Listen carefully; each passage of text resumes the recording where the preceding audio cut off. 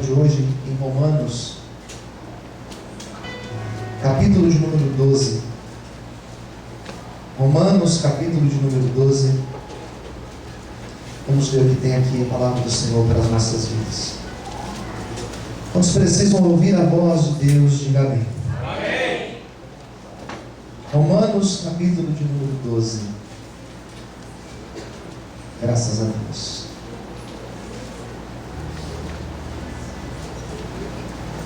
Os que já encontraram, diga amém. Amém. Versículo 1 e o versículo 2. Só esses dois versículos. A palavra do Senhor diz assim: rogo-vos, pois, irmãos, pela compaixão de Deus, que apresenteis o vosso corpo em sacrifício vivo, santo e agradável a Deus, que é o vosso culto racional. E não vos conformeis com este mundo, mas transformai-vos pela renovação do vosso entendimento, para que experimenteis qual seja a boa, a agradável e perfeita vontade de Deus. Vamos ler de novo? Rogo-vos, pois, irmãos, pela compaixão de Deus, que apresenteis o vosso corpo em sacrifício vivo, santo e agradável a Deus, que é o vosso culto racional. E não vos conformeis com esse mundo, mas transformai-vos pela renovação do vosso entendimento, para que experimenteis qual seja a boa, agradável e perfeita vontade de Deus. Oremos. Feche os teus olhos. Pai, estamos aqui nessa noite, na Tua presença, e precisamos ouvir Tua voz. Fala conosco, Senhor. Fala com cada um da Tua igreja, dos Teus filhos, possamos ser ministrados pela Tua vontade nessa noite. Que nada venha nos distrair, roubar a nossa atenção, mas que nós possamos ser uma terra fértil, e essa palavra seja uma boa semente, que ela traga bons frutos, em nome de Jesus. Amém. Você pode desocupar sua mão e aplaudir o Senhor Jesus? Glória a Deus.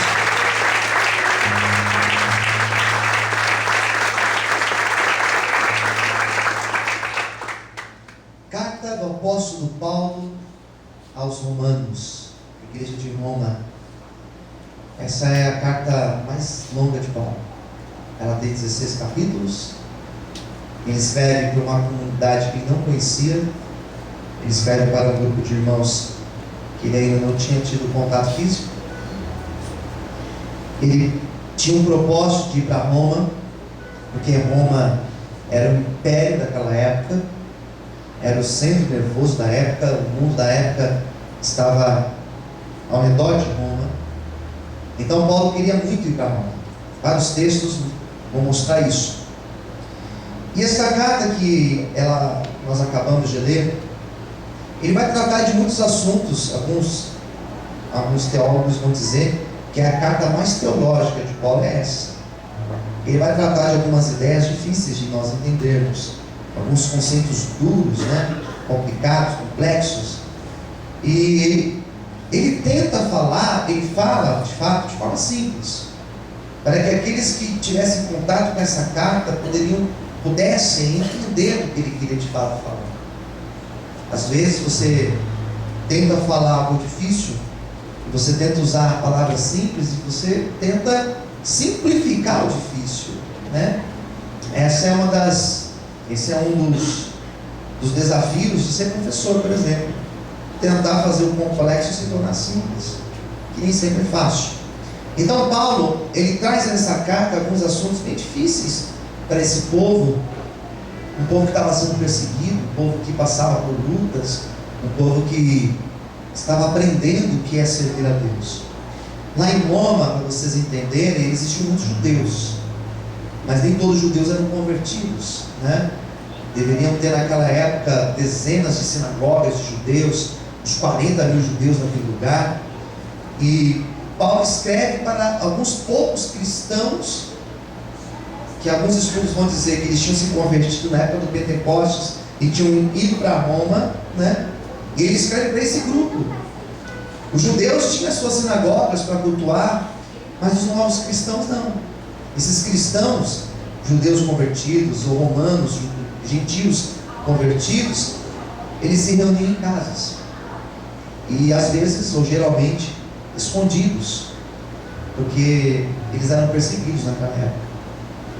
Uma das bênçãos que nós temos de morar no país que moramos é a liberdade de culto.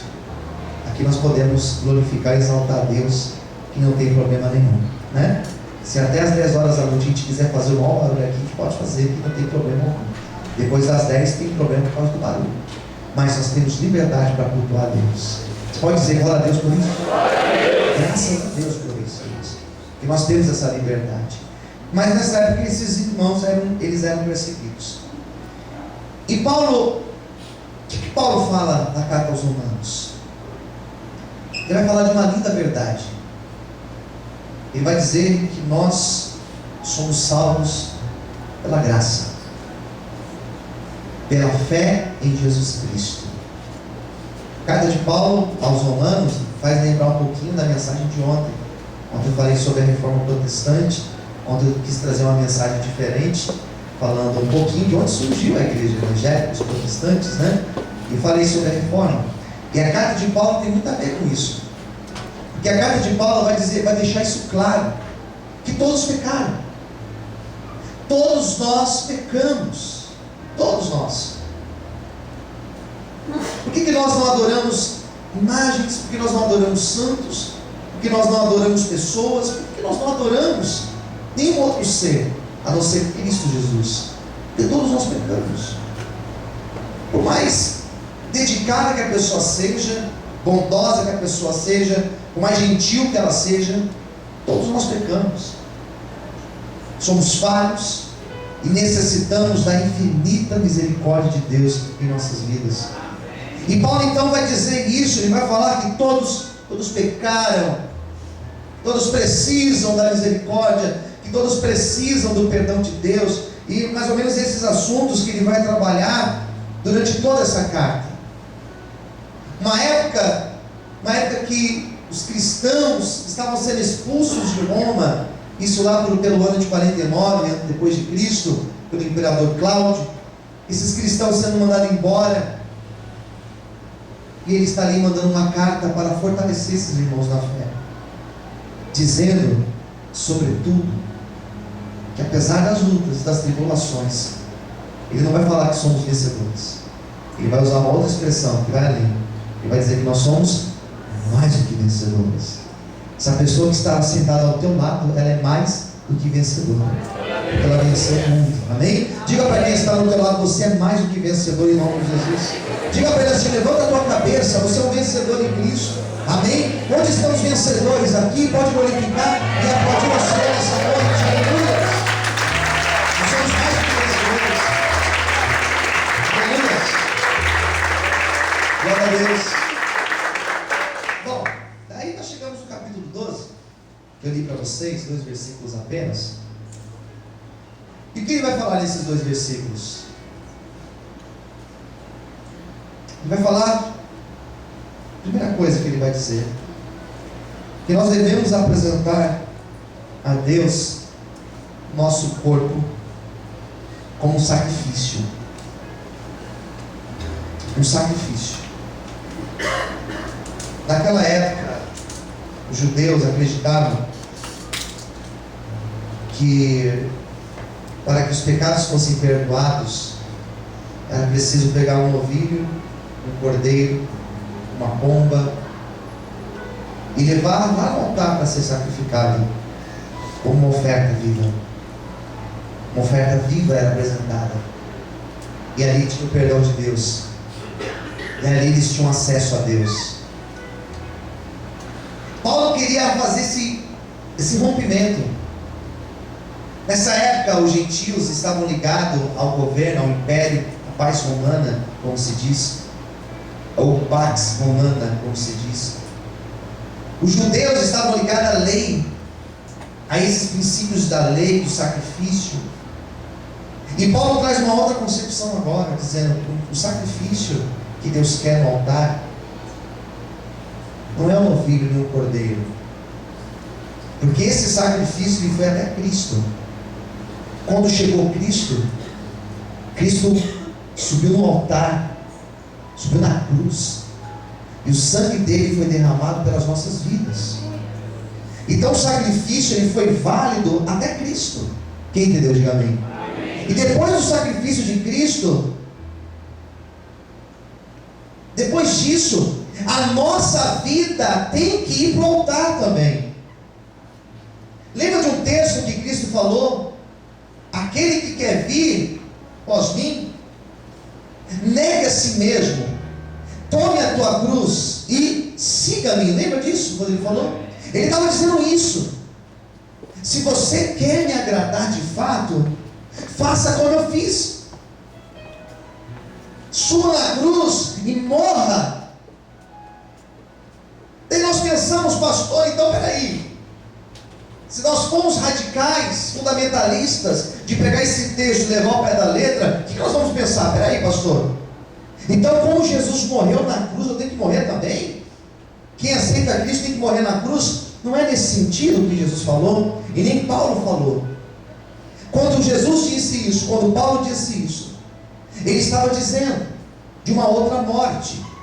Ele não estava se referindo de fato à morte física, à morte do nosso corpo material, mas ele estava se referindo à morte que nós fazemos no momento que nós levantamos a nossa mão e aceitamos a Cristo. Ele estava se referindo à morte que nós fazemos no dia que nós aceitamos ser batizados e nós somos levados às águas, e ali nós morremos para o mundo e nascemos uma nova criatura para Cristo. O que Paulo estava se referindo, o que Cristo estava se referindo, que quando nós queremos agradá-lo, nós temos que morrer sim, mas não é morrer fisicamente, é morrer para o mundo, é morrer para a vontade da carne, é morrer para o pecado e nascer uma nova criatura para Cristo. Amém, queridos? Nessa noite nós vamos apresentar nossa vida no altar de Deus, nós vamos apresentar as nossas vontades no altar de Deus, nós vamos apresentar tudo aquilo que tem nos distanciado do Senhor, e nós vamos abrir mão, nós vamos negar isso, e nós vamos sair daqui hoje novas criaturas na presença dEle.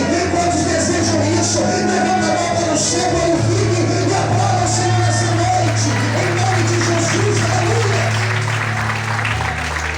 Você pode louvar a Deus? Amém, queridos?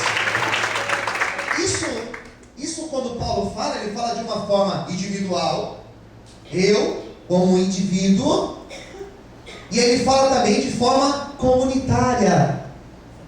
A igreja tinha que ser diferente. Fala para quem está ao seu lado: nós precisamos ser diferentes. Amém. Uma outra coisa, a igreja tem que ser diferente. Eu tenho um pavor, eu tenho medo que essa igreja se torne mais uma igreja e não faça diferença na terra. Nós temos que ser o sal da terra. Nós temos que pensar diferente. Quem entendeu? Diga amém. Temos que agir diferente em nome de Jesus. Ele vai falar isso, e é lindo esse versículo. Ele vai dizer da seguinte maneira: apresentei o vosso corpo em sacrifício vivo, santo. A palavra santo lembra do que? De santidade. Hoje nós vamos participar da mesa do Senhor, que é um momento tão santo, queridos. E eu tenho ouvido muitas pregações, poucas pregações sobre santidade. Tenho ouvido pouca coisa sobre santidade. E às vezes quando eu ouço sobre santidade, eu ouço só até uma parte.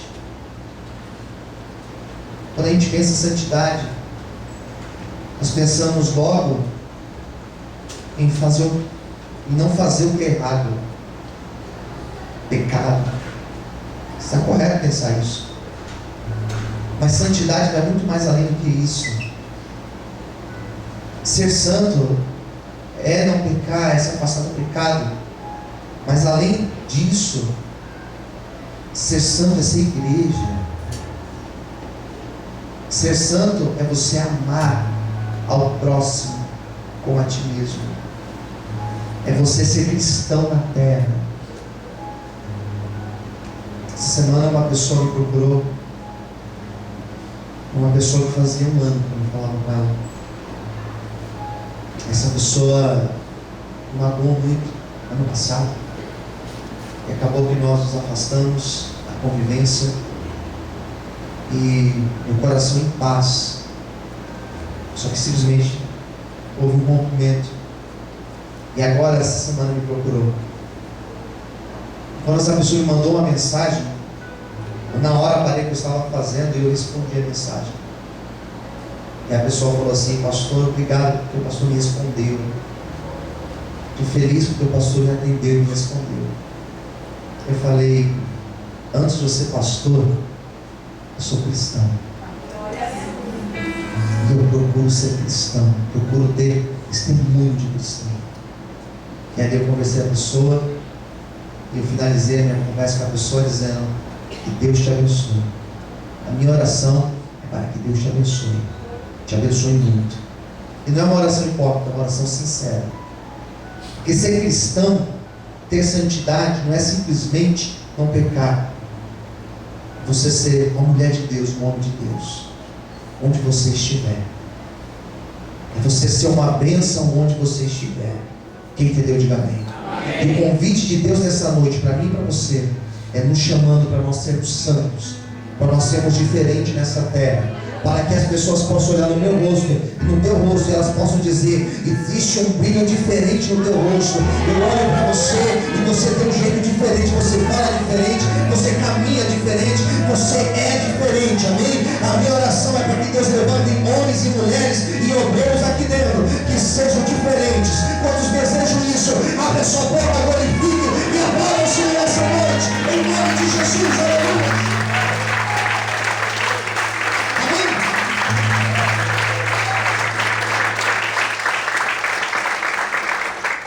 Pensamos, tá? Por onde começar? Tudo tem um começo. Tudo tem um começo. Por onde nós começamos, pastor? Vamos ver as palavras de Paulo? Versículo 2.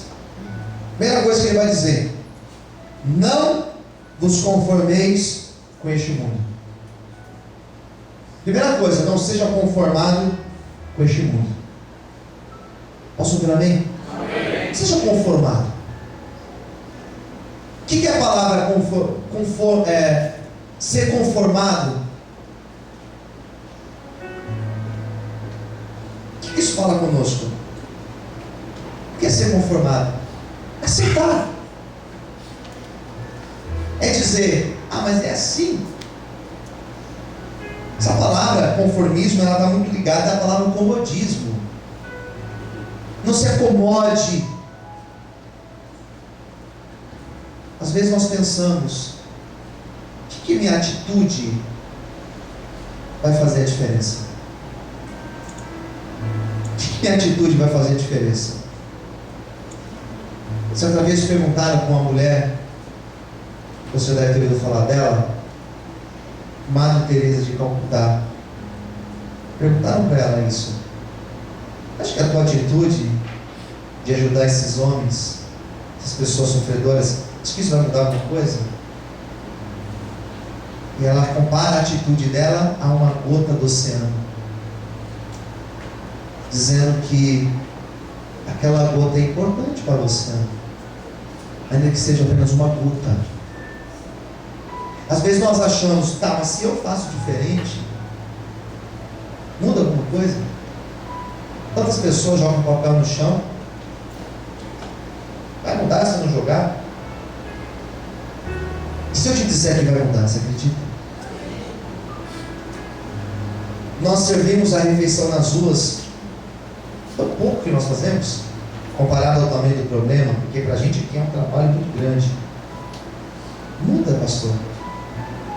Uma casa de recuperação que nós atendemos lá, quem já foi lá sabe, lá escondido, no meio do mato. Muda. Vale a pena fazer esse trabalho, pastor? se interna 100 pessoas, e quantos são transformados lá dentro? Será que vale a pena? E se eu te disser que vale a pena, você acredita? Amém? Não se conformar com o mundo é você pensar dessa maneira. Aparentemente o meu trabalho é pouco. Aparentemente o que eu faço é insignificante. Aparentemente eu sou uma formiga, eu sou uma gota de água, eu sou só um negocinho de nada. Mas a tua atitude, ela vai reverberar. Sabe o que é reverberar? Ela vai ecoar.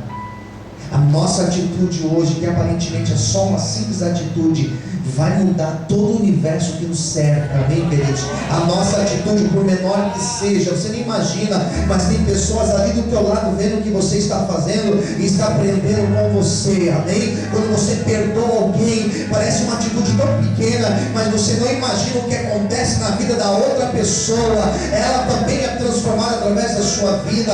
Por isso, nessa noite, Deus está dizendo: não se conforme com esse mundo, não se conforme com o sistema do mundo. Pode ser que você olhe para a sociedade e você diga: pastor, mas todos traem, todos adulteram, pastor, todos roubam, todos são negligentes, pastor, todos sonegam, todos são desonestos. Não, querido, seja você diferente, seja você honesto, seja você o sal da terra, seja você a luz do mundo, seja você diferente da tua família, seja diferente você da tua casa. Você não é mais um no sistema, você é diferente. Vamos podem aplaudir e exaltar Deus com luz. Por isso nós estamos reunidos, vamos continuar, porque o Senhor nos escolheu para sermos diferentes. Aleluia. Glória a Deus. Não nos conformeis com esse mundo. Não se conforme com o mundo. Não seja conformado com o mundo. Ele vai falar mais. Mas transformai-vos pela renovação do vosso, que diz aí? Mais alto, do vosso entendimento. Sabe o que Paulo está dizendo? Você não pode se conformar. E outra coisa, mude a forma de pensar. Mude a forma de pensar. Tenha o seu entendimento renovado. Fala isso para quem está do teu lado. Fala assim: olha, mude a tua maneira de pensar. Fala assim: sobre tudo. Tudo, irmãos. Mude a forma de pensar. Tem pessoas que falam: não, só assim, pastor, eu não mudo. Eu pena de você. Eu pena de você. Porque eu mudo a forma de pensar. Se você avaliar, se você entrar um dia no YouTube e ver as minhas pregações de 10 anos atrás, as pregações de 12 anos atrás, sei lá quantos anos atrás, tem coisas que hoje eu prego diferente, queridos. Não pelo fato que estudei, não. Minha forma de pensar mudou. Amém, queridos? Amém. Renovar a forma de pensar é você pensar diferente. É você se abrir à revelação de Deus. Não estou falando que você deve se adequar ao mundo. Não confunda a minha pregação. Pastor, mas o mundo hoje é um mundo liberal, então a gente tem que... Não é isso, gente. Não é isso. O mundo não é se adaptar à sociedade pecadora, não. Mas é você se abrir a novas experiências com Cristo. E quando você tem novas experiências com Cristo, você aprofunda, como foi pregado hoje, você aprofunda a sua maneira de relacionar com Ele. E nada mais maravilhoso do que você se relacionar de forma profunda com Cristo. Por isso, nessa noite, eu quero orar por você e profetizar que nós teremos experiências profundas e marcantes com Cristo, a tal ponto que nós vamos mudar a maneira de pensar, a maneira de agir, nós vamos mudar até a maneira de enxergar o mundo, porque nós teremos novas experiências com Ele, amém? Quando recebem esta palavra, glorifica o Senhor e aplauda Ele nessa noite, em nome de Jesus. Glória a Deus, aleluia.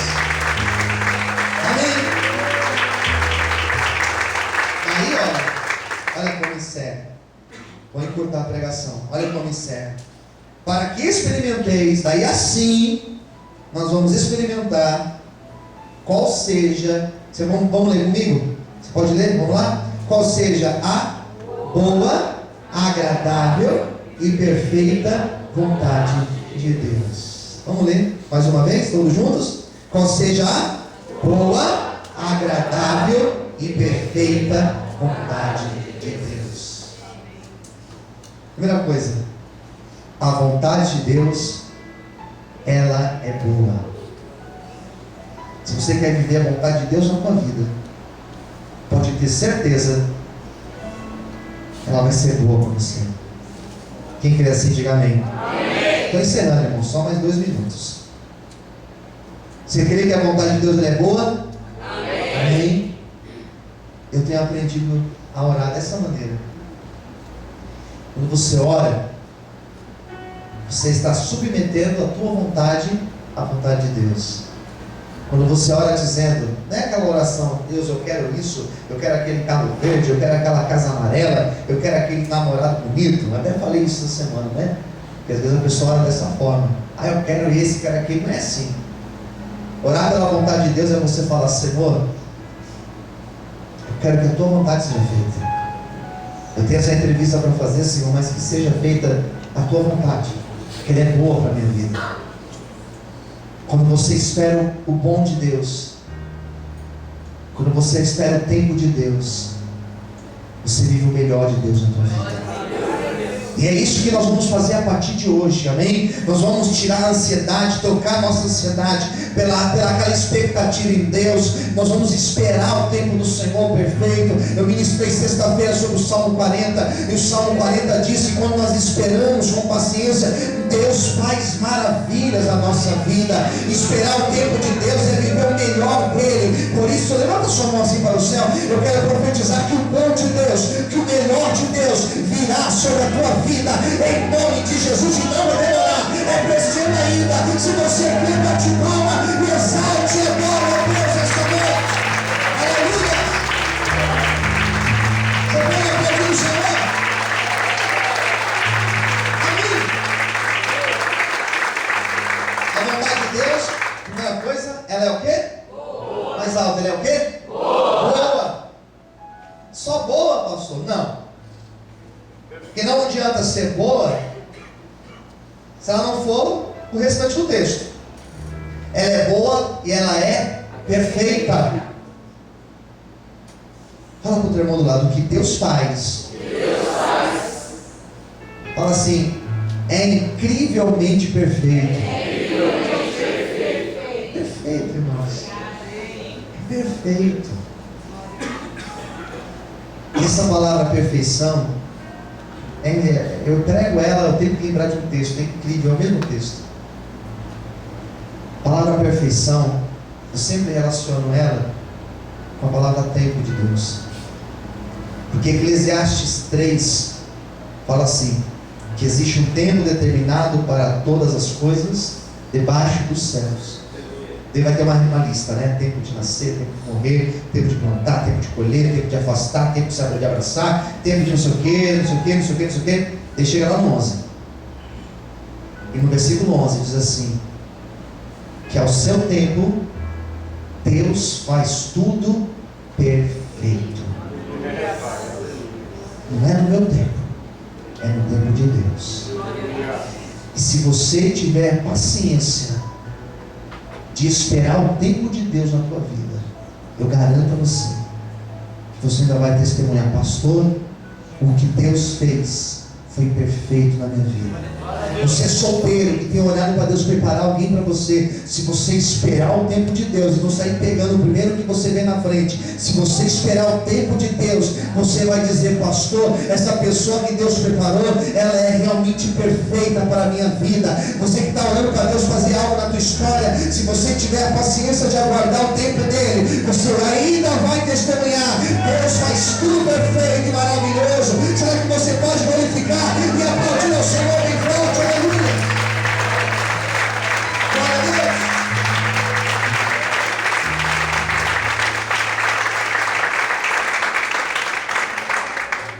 A vontade de Deus, vamos lá? Ela é o quê? Boa. Mais uma vez, ele é o quê? Boa, perfeita e agradável. Agradável, irmãos. Por que agradável? Porque ela não traz peso. Agradável. Vou te ensinar algo aqui da parte de Deus. Para Deus me abençoar, para Deus abençoar você, para Deus abençoar essa pessoa que está do teu lado, Deus não precisa prejudicar ninguém, queridos. Concorda comigo? Quem concorda? Diga amém. Deus não precisa destruir ninguém para abençoar você. As coisas de Deus, elas são agradáveis. Não traz peso. Você sabia que as coisas de Deus não tem mentira no meio? Não precisa mentir. Não tem que dar jeitinho. Quem entendeu? Diga amém. Não tem que enganar. Não tem. Pastor, deu uma bênção para contar, mas estou até meio assim de contar, porque tive que matar 3 pessoas antes, então eu estou meio cismado aí. Não grava não, pastor, vai aqui. Não foi Deus que te deu. Porque as coisas de Deus, além de ser boas, elas são perfeitas, elas são agradáveis. Tem peso nele. Quando eu sacrifico a minha vida, muda a minha forma de pensar, eu vivo a vontade de Deus. É isso que Paulo estava dizendo. E a vontade dele é boa, ela é perfeita e ela é agradável. Ela traz paz. A bênção de Deus faz você deitar e dormir tranquilamente.